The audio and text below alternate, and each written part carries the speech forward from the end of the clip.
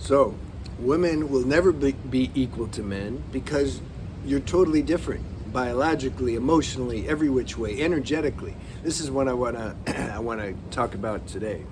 When I say that women aren't equal to men, I'm talking about energetically, because some may say, well, wait, there's MMA fighters that are guys, and some girls can whip their ass. So I'm not talking about that. I'm talking about energetically.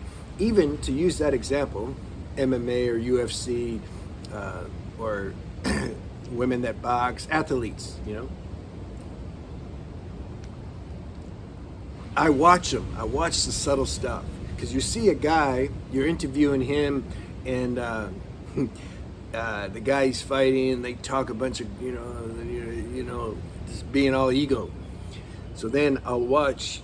Also, sometimes the girls do that too, but they're funny when they do it. Like, they don't look right. Why? Guys look funny too when they do it, don't get me wrong, but somehow it's like more buyable in some weird way. You're like, okay, yeah, the guy's just full of ego, yeah. But the women, when they do it, it looks more weird. It's just like if a guy's walking around with high heels or something, it just looks a little bit weird, It's cool, but it looks a little weird. So when a girl is, when they're getting ready to fight, and they're talking, nonsense, they're trying to intimidate each other. Energetically, it's like not vibing. It's like they're not, because the feminine energy doesn't like do that. Like, it doesn't do that. It doesn't have, it's not that. Women have a different power. And this is my point.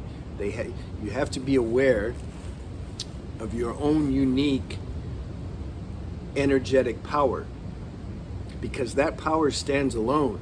It stands alone as power. It doesn't need the manpower to help it. This is a deep belief and conditioning that a lot of women grow up with, because family perpetuates it, society perpetuates it, even if it's not being perpetuated on such a gross verbal level. Subtly, it's being perpetuated and insinuated that somehow the girl energy, it's just not enough. To really make it in this world, you either got to be a man or you need some male energy assisting you. Yeah, that's core conditioning right there. Now, a few women have discovered that's not true. I call them high-value women.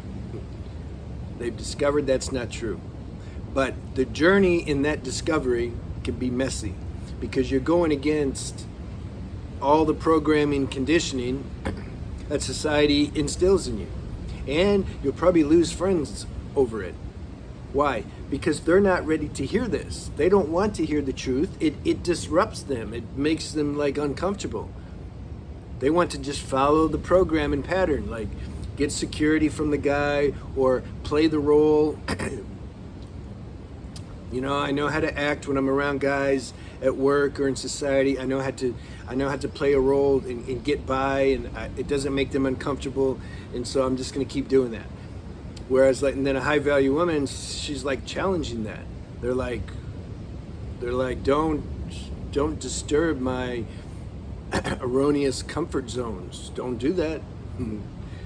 See, but for those women that are really destined to be true and experience truth, you got no choice. You got no choice. So you might be alone for a little bit. That's okay. Universe is with you. God and you are a majority. I like that saying because it's true. So you start to, first there's a tendency or an inclination that what I'm saying is true. Like something feels, they're like, wait a minute, God or the universe created a woman body. Did he really make it to where I need to, like, why did he put me on this planet? Is it really that I can't be independent, that I need a guy? Or that I need to wear a certain face or play a certain role to be accepted in society? Something inside just doesn't buy that. It doesn't make sense, you see? So that's first step. Start to inquire into this. and then more more data, more higher perception, wisdom starts to get released, because now you're tuned to that channel. You're interested in this now. You're interested in truth.